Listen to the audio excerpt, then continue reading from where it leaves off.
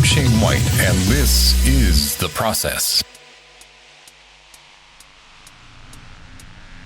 So today I want to cover the very basics of inking, and I'm going to use several tools here. So we have a Winsor & Newton Series 7 number 2. I haven't even used it yet, so it's fresh out of the package. Usually comes like this, with a little protector. You throw that off to one side. I've got a Raphael number 2 8404, and I've got a Hunt 102. Comes with a holder, comes with nibs, and you insert it like so. Today, you'll notice just with these two brushes, I just wetted that down with my mouth. So you'll notice right off the bat that these two brushes have different amounts of hair in their ferrule. This is the ferrule. The Winsor Newton Series 7 number 2 tends to have more streamline, and the 8404 Raphael has a deeper belly. So like the belly is kind of like the widest part of the brush, and it'll give you a different kind of what do you call it, stroke every time you start inking. So let's start off with the Raphael. So I'm just going to go through a series of simple strokes that will hopefully help you get comfortable with using a brush, because I know a lot of people have gone past the brush and are using brush pens, they're using regular pens, and the brush takes a long time to master and get really good at. So it's just going to be one of those things is if you do it every day, you'll just get better and better. So what I usually like to try to do is, I'm planting my elbow on the table, and I'm kind of just making simple strokes. Not even really moving my hand at all. It's like that. So a friend of mine years ago told me the basics of doing a stroke like this. He said, imagine landing a plane. And so you'll notice like I've got a lot of ink on my brush right now. So usually I have a scrap piece of paper. Let me just...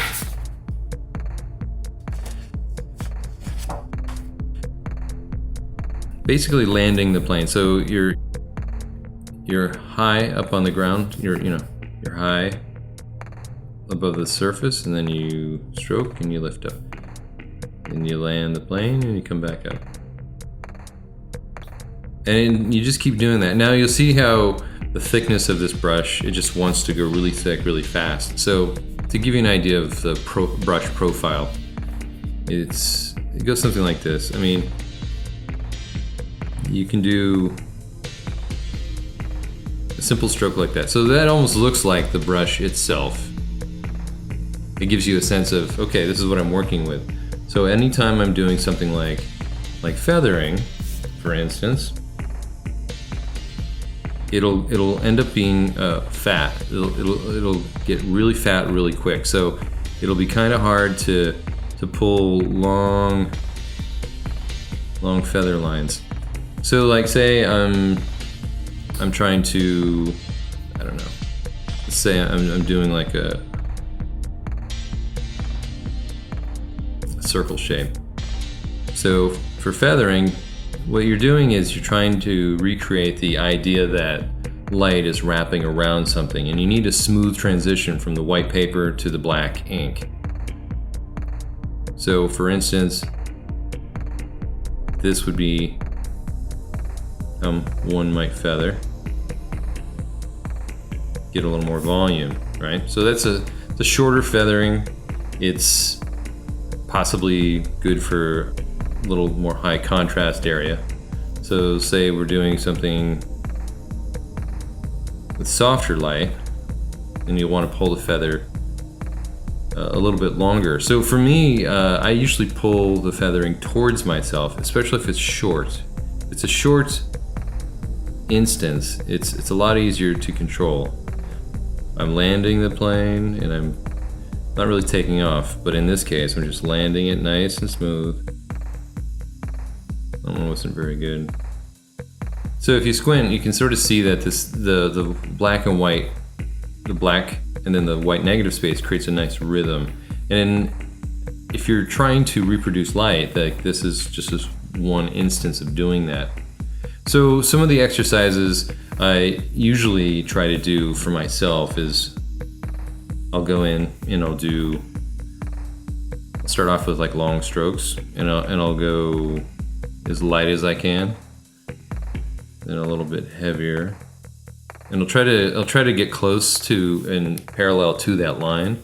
I think it's important to find a way to challenge yourself to create a certain level of brush control. And I would do this every day. Like, I would find a nice piece of Bristol paper, and sometimes I'd even use sketchbook paper, because sometimes just challenge, if you want to succeed, if you want to not have things get in the way of progress, use the best materials you can find. But sometimes that's not always the case.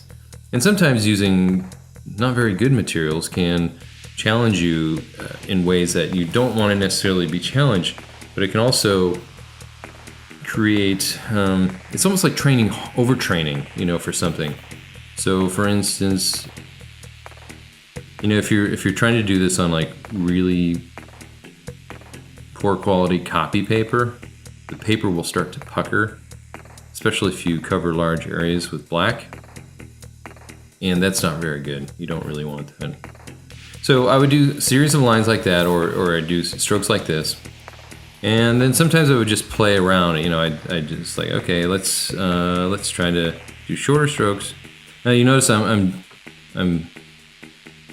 brushing away from my body as opposed to towards my body.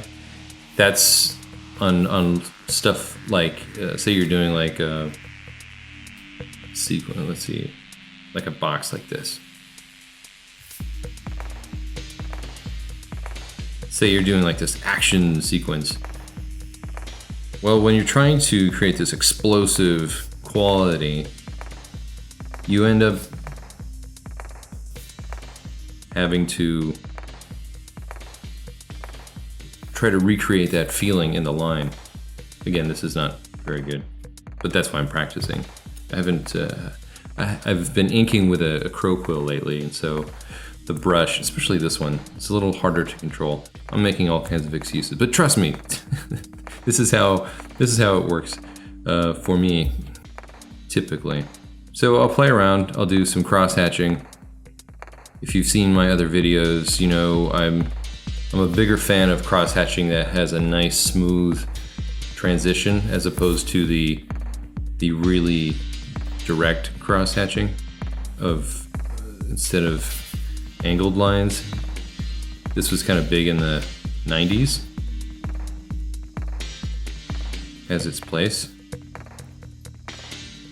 So like when you squint, and I'm squinting now, you can sort of see how this gradates, because what you're reading is the negative space, and you're seeing how the stroke, the thin perpendicular line comes in contact with the thin horizontal line, and it creates a fading effect, which is kind of nice. To make it nicer, I do like to have more transition between strokes. And when I say transition, I'm talking like, if you're doing a line like this, the next obvious line for me would be like a 30 degree line. It's a lot smoother than doing like an X or a perpendicular line. So as you see in this example, it does create a nicer, smoother effect. And you would use that in backgrounds. You could use it in. So yeah, a lot of it's just playing and getting familiar with the brush. I mean, we're trying to build your skills by repetition and play. And I think part of learning is the repetition. It's the consistency of doing something every day. And that's how it took me about 8 years to get good at this. And what I would do is I would sketch in my sketchbook, and then I would ink what I sketched. And the sketchbook paper was not very good. It was insufferable, to be honest.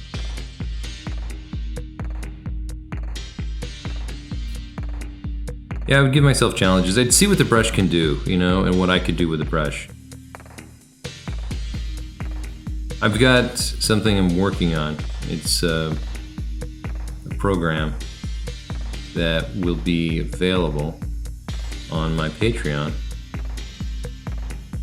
And that's something that I've done a soft launch for, so you haven't seen a lot with that yet as of late.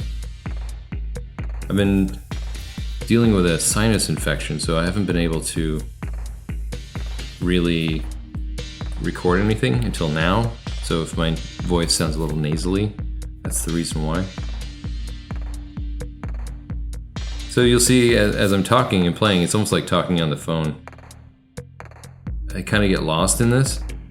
There, you can see that I'm getting better as I'm doing more of this. You'll see that my rhythm of line is getting better. The spacing between the feathering is just as important in black as it is in white. So keep that in mind. Using dry brush techniques are super fun. This is a style that I've been working with lately on my latest graphic novel. I apologize if I'm jumping around a lot, but what you'll find, or maybe you won't, what I find in inking is that I start to meditate. I get into this meditative state, and your brain just kind of, I don't say it shuts off, but it wanders a lot. So you may notice my subject matter wandering. With my Patreon, I'm trying to build sort of an online school, I guess, of sorts, and teach things that I don't think a lot of other people are teaching. And a lot of that is critical thinking.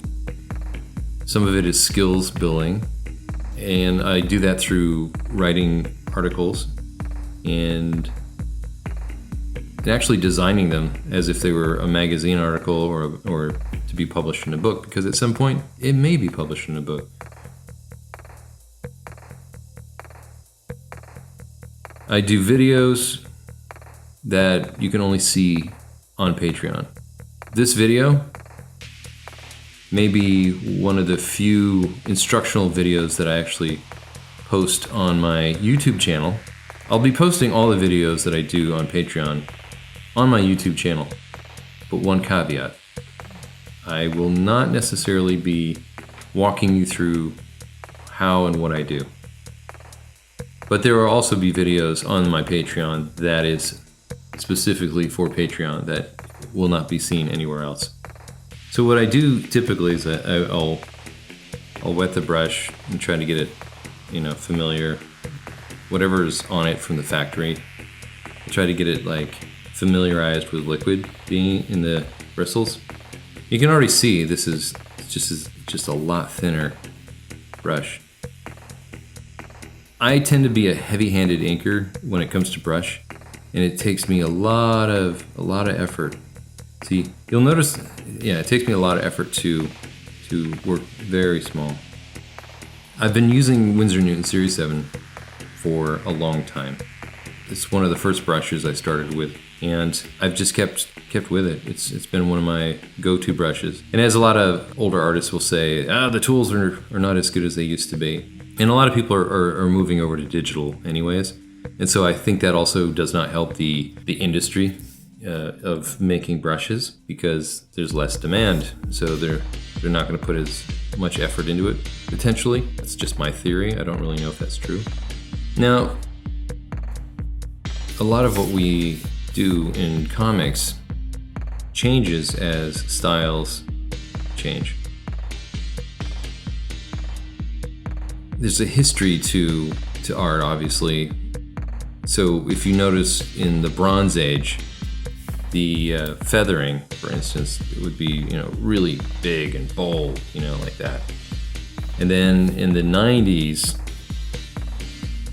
or 80s, it was all over the place. I mean, with the black and white comic boom, there was a variety of styles. But now some of the program that I'm developing on Patreon will actually have worksheets for you to print out and practice at home.